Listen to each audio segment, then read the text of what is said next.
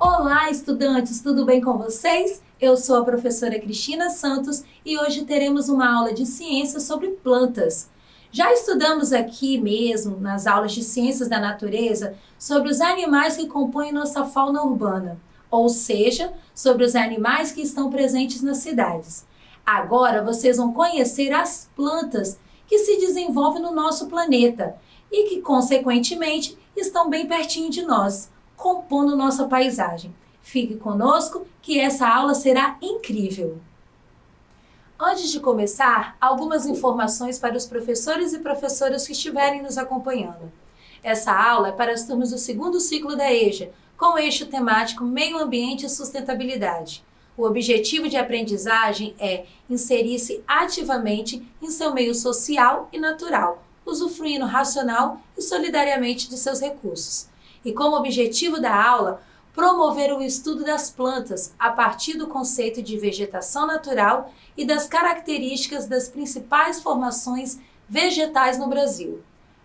E aos estudantes, não esqueçam de registrar sua presença em nossa aula, apontando a câmera do seu celular para o QR Code que está aparecendo aí na sua tela. Agora é preciso que você pegue seu caderno, lápis e borracha para registrar o conteúdo de hoje. Vou dar um tempinho para vocês se organizarem.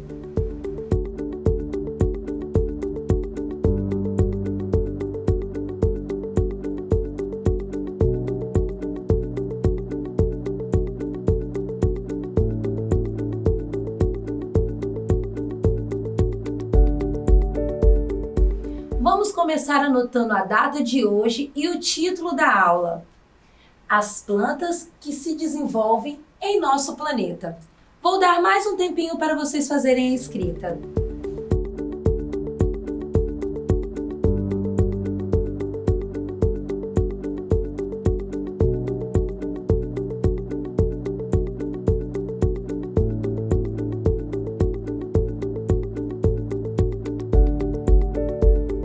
Agora sim, tudo pronto? Então vamos começar.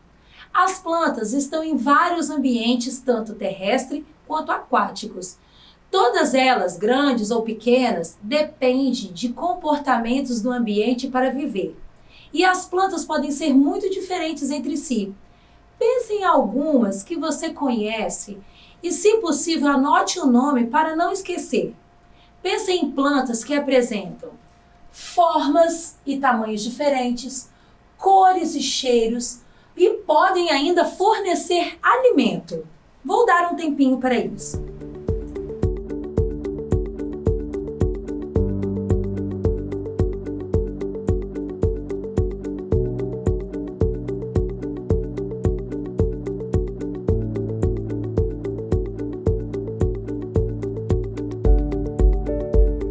Pensaram em muitas, não foi? Tenho certeza que sim. Mas calma, que depois conversaremos mais sobre essas características das plantas que vocês pensaram, porque agora vamos falar um pouco sobre a vegetação no Brasil, para conhecer sobre que tipo de planta estamos falando na aula de hoje.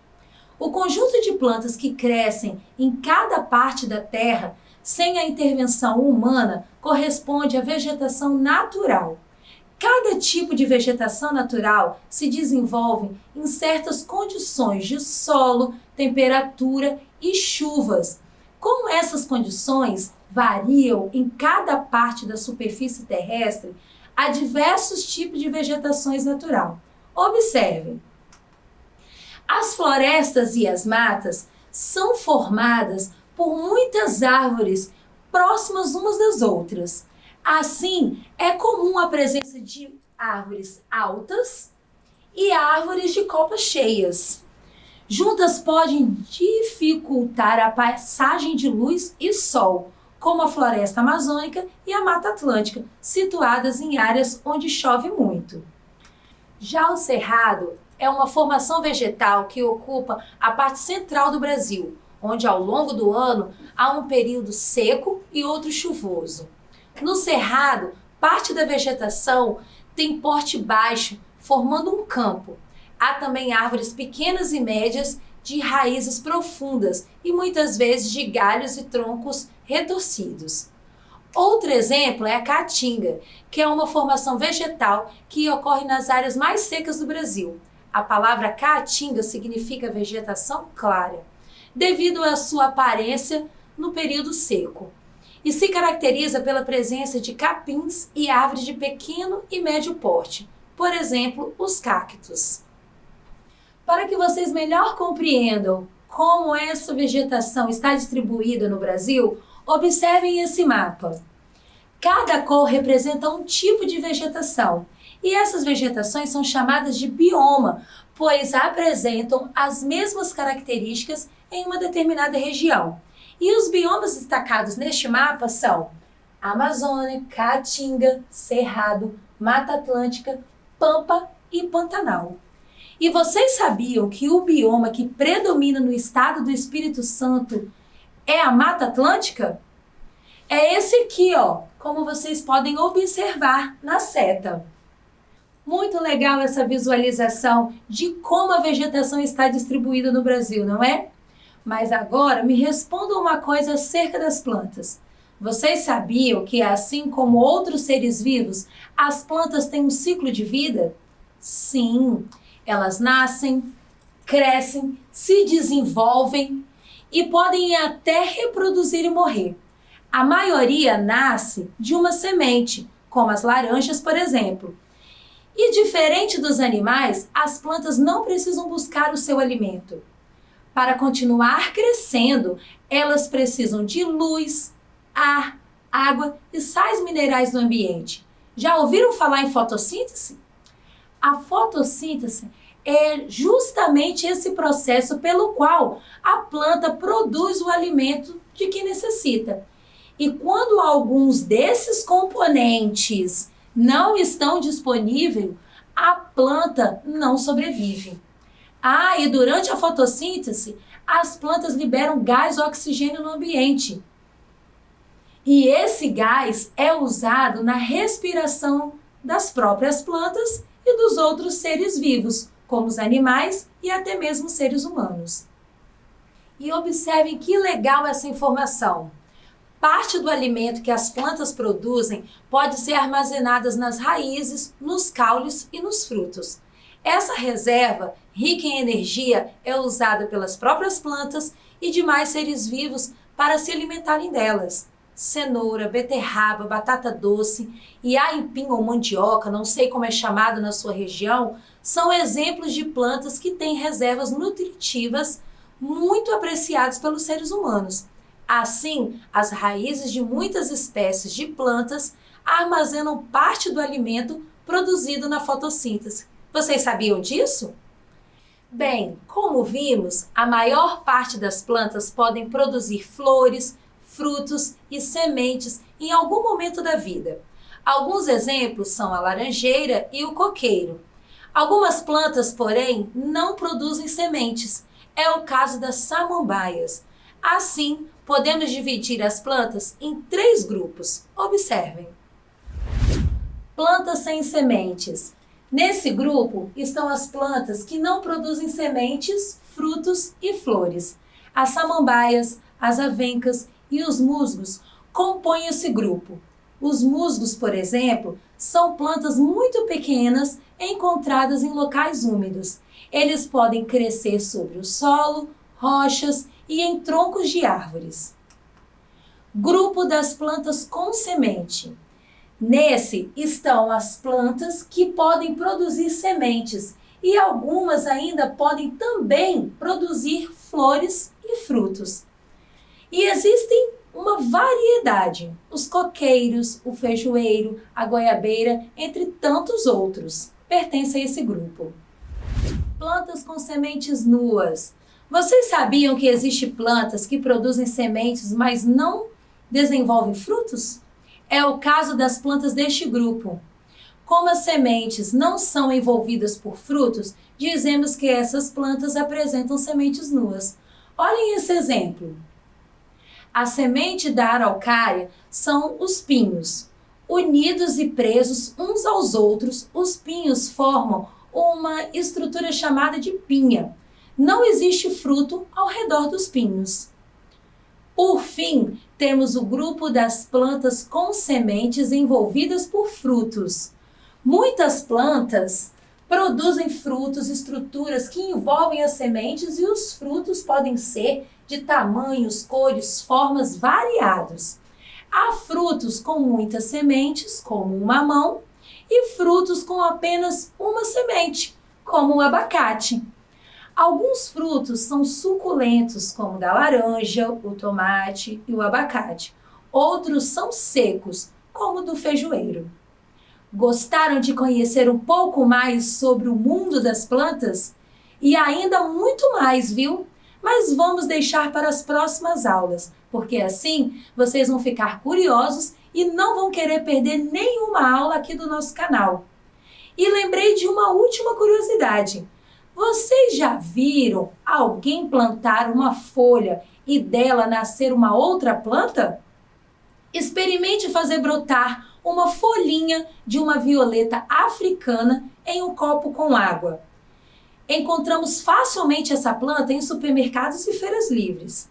Você vai observar que depois de alguns dias surgem raiz ou uma nova planta começa a crescer. Também tem plantas que brotam facilmente com um pedaço do seu caule. Pesquise mais e faça o teste. E vocês lembram daquela tarefa que deixei para vocês no início da aula? Não! Aquela na qual pedi para vocês pensarem em plantas que tivessem algumas características, como essas aqui: formas e tamanhos diferentes, cores e cheiros, e que podem até fornecer alimento. Agora lembraram? Legal! Porque agora chegou a hora de realizarmos uma atividade com esses exemplos. Pegue seu material que vamos exercitar o que aprendemos. Aproveite e registre a sua presença na aula de hoje, caso ainda não tenha feito. É rapidinho. Basta apontar a câmera do seu celular para o QR Code que está aparecendo aí na tela. Tudo pronto? Então vamos começar. Anote no seu caderno o nome das duas plantas que você pensou, caso ainda não tenha anotado. Eu escolhi a cana-de-açúcar e o abacateiro. Anote que eu aguardo.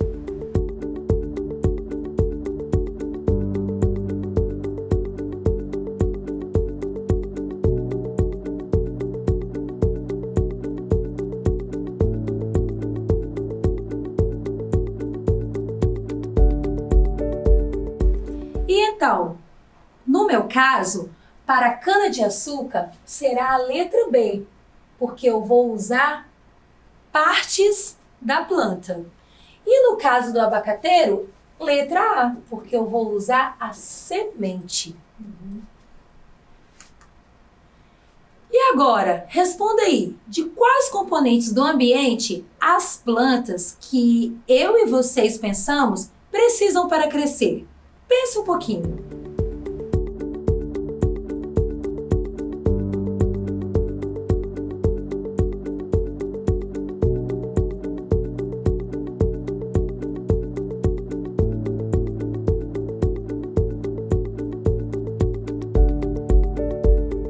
Super fácil essa resposta. Só lembrar da fotossíntese.